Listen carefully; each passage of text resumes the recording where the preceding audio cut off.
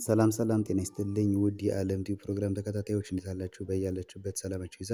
ለዚህ ቻናል አዲስ ከሆናችሁ በዚህ ቻናል አማርኛ፣ እንግሊዝኛ፣ ሂሳብና ሌሎችም ትምህርቶች ከጀማሪ እስከ ከፍተኛ ላሉ ተማሪዎች እያስተማርን እንገኛለን። የምናስተምርበት የትምህርት አማራጭ በኢሞ፣ በቴሌግራም፣ በዋትሳፕ፣ በጎግል ሚት እና ሌሎችን አማራጮች እየተጠቀምን እናስተምራለን። ስለሆነም በየትኛውም ዓለማት ሆናችሁ መማር የምትፈልጉ ልጆች ስልካችን ታች ላይ ያለ ኢሞ፣ ቴሌግራም ወይንም ደግሞ ዋትሳፕ ላይ ደውላችሁ በመመዝገብ መማር ትችላላችሁ። አማርኛ፣ እንግሊዝኛ እንዲሁም ሂሳብን በአጭር ጊዜ ማንበብ መጻፍ ከፈለጋችሁ ደውሉ እናስተምራችኋለን ማለት ነው። ለዚህ ቻናል አዲስ ከሆናችሁ ሰብስክራይብ እያደረጋችሁ ጀምሩ። እንዲሁ ነው ቤተሰብ ናችሁ ደግሞ ያላደረጋችሁ ካላችሁ ሰብስክራይብ፣ ላይክ፣ ሼር እያደረጋችሁ ይሁን። ለዛሬ ትምህርት ደግሞ ይዤላችሁ የመጣሁት የአማርኛ ፊደላትን እየገጣጠምን ቃላቶች እንዴት እንደምንመሰርት እንዴት ፊደላቶች በአንድ ላይ አድርገን ቃላት አድርገን እንደምናነባቸው ዛሬ በደንብ እናያለን። እስከ መጨረሻው ተከታተሉኝ። እሺ እንግዲህ እዚህ ጋር የምታዩቸው እነዚህ ዛሬ ባለ ሶስት ፊደል የሆኑ ቃላቶችን ነው የምንመማረው። እነዚህ ሶስቱ ፊደላቶች በአንድ ላይ ሆነው እንዴት ነው እንደሚነበቡ ቃላት ሆነው እያንዳንዳቸውን እናያለን ማለት ነው። ስለዚህ ከመጀመሪያው ከርዕሳችን ስንጀምር እዚህ ጋር ምን ይላል? ፊደላትን ገጣጥሞ ቃላት ምስረታ ይላል።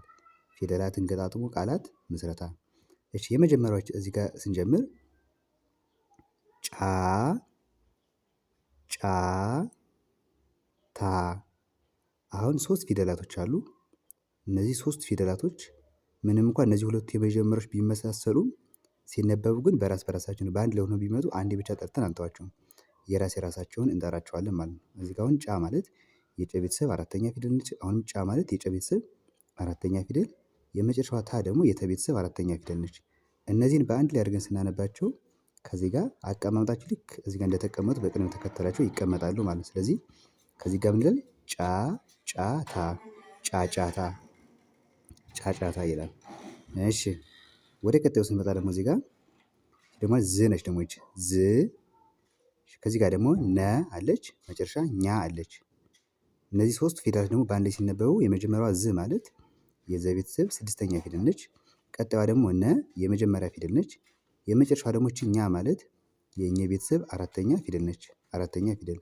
እነዚህ በአንድ ላይ አድርገን ስናነባቸው ምን ይላል? ዝነኛ ዝነኛ ብለን እናነባለን ማለት። አማርኛ ስታነቡ ከዚህ ከግራ ጀምራችሁ ወደ ቀኝ ነው። ከዚህ ጀምራችሁ ወደዚህ ማንበብ አይቻልም። ከዚህ ወደዚህ የሚነበብ አረበኛ እኮ ሌላ ጽሁፍ ግን ሁሌም ስታነቡ ከግራ ወደ ቀኝ ከግራ ወደ ቀኝ ይሆናል ማለት ነው። ስለዚህ ይህን በአንድ ላይ ስናነበው ዝነኛ ዝነኛ ብለን ማንበብ እንችላለን። እሺ ወደ ሶስተኛው ስንመጣ ደግሞ እቺ ደግሞ ሀ ትባላለች። ሀ በ የመጨረሻዋ ደግሞ ሻ ማለት የሸ ቤተሰብ አራተኛ ፊደል። እነዚህ አሁንም ሶስቶች በአንድ ላይ ስናነባቸው ከዚህ ጀምረን አንድ ላይ አድርገን መጻፍ ነው። ስለዚህ ሀ የመጀመሪያዋ ናት። ቀጣይ ደግሞ እዚህ ጋር ያለችዋ መጨረሻ ሻ ስትሆን ደግሞ እንደዚህ ሆነው ይቀመጣሉ ማለት ነው። እነዚህን ደግሞ በአንድ ላይ ስናነባቸው ሀበሻ ይላሉ። እሺ ወደ ቀጣይ ወደ አራተኛው ስንመጣ ደግሞ እቺ ደግሞ ጎ ነች። ጎ እዚህ ጋር ደግሞ በና ዝ አሉ። ጎ ማለት የገ ቤተሰብ ሰባተኛ ፊደል ነች። በ የመጀመሪያ ፊደል ነች። ዝ የዘ ቤተሰብ ስድስተኛ ፊደል ነች። እነዚህ ሶስቱ በአንድ ላይ ገጣጥመን ስናነባቸው ልክ እንደዚህ ይቀመጣሉ ማለት ነው። ስለዚህ ምን ይላል? ጎበዝ። አሁን እዚህ ጋር እነዚህ ፊደላቶች ናቸው። እነዚህ ፊደላቶች ቃል ለማለት ግን እንደዚህ ተጽፎ ቃል አይባልም። አንድ ነገር ቃል ለማለት ልክ እንደዚህ ተጠጋግተው መጻፍ አለባቸው። በአንድ ላይ ሰብሰብ ብለው ከተጻፉ ቃል ይባላል። ነገር ግን ቃል ለማለትም ደግሞ ሰብሰብ ብለው መጻፋቸው ብቻ ሳይሆን ትርጉም ያላቸው ከሆኑ እነዚያ ምን ይባላሉ? ቃል ይባላሉ ማለት ነው።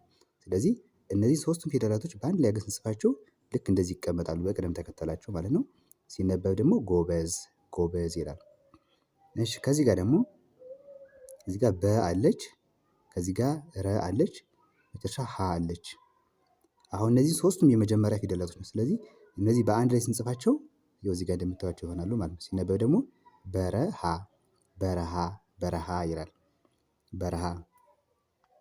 እሺ ከዚህ ጋር ደግሞ ከ አለች መጀመሪያ፣ ቀጣይ ባ አለች፣ መጨረሻ ድ። ከ የመጀመሪያ ፊደል ነች። ባ የበ ቤተሰብ አራተኛ ፊደል ነች። ድ ማለት ደግሞ የደ ቤተሰብ ስድስተኛ ፊደል ነች። ስድስተኛ የደ ቤተሰብ ድ ትባላለች። እነዚህ ሶስቱን ደግሞ በአንድ ላይ ስንጽፋቸው ልክ እንደዚህ ሆነው ተጠጋግተው በአንድ ላይ ሆነው ይጻፋሉ ማለት ነው። ሲነበቡ ደግሞ ከዚህ ጀምረን ወደ ስንሄድ ምን ይላል? ከባድ ይላል። እሺ በጣም አሪፍ። የመጨረሻዋ ደግሞ ምን ትላለች? እዚህ ጋር ይቺ ሚ ነች። ሚ ማለት የመ ቤተሰብ ሶስተኛ ፊደል፣ ዛ የዘ ቤተሰብ አራተኛ ፊደል እና ን ደግሞ የነ ቤተሰብ ስድስተኛ ፊደላቶች አሉ። እነዚህ አሁን ሶስቶችን ማለት ላይ ስናነባቸው ልክ እንደዚህ እንጽፍና ከዚህ ጀምረን ወደዚህ እንሄዳለን። ሲነበብ ደግሞ ሚ ሚ ዛ ዛ ን ሚዛን ሚዛን ይላል። በጣም አሪፍ። እንግዲህ እንደዚህ እያደረጋችሁ ፊደላቶችን እየገጣጠማችሁ ቃላቶችን መመስረት ትችላላችሁ ማለት ነው። አንዴ እንዳይጠፉባቸው ሙሉ ቃላቶች አንዴ ደግምላችኋለሁ። ከመጀመሪያው ጀምሬ እዚህ ጋር ምን ጫ ጫ ታ ጫጫታ ጫጫታ። ጫ የጨ ቤተሰብ አራተኛ ፊደል ብያችኋለሁ። ታ ደግሞ የተ ቤተሰብ አራተኛ ፊደል። ሁለተኛው ዝነኛ ዝነኛ ዝነኛ። ዝ የዘ ቤተሰብ ስድስተኛ፣ ኛ ደግሞ የኘ ቤተሰብ አራተኛ ፊደል ዝነኛ።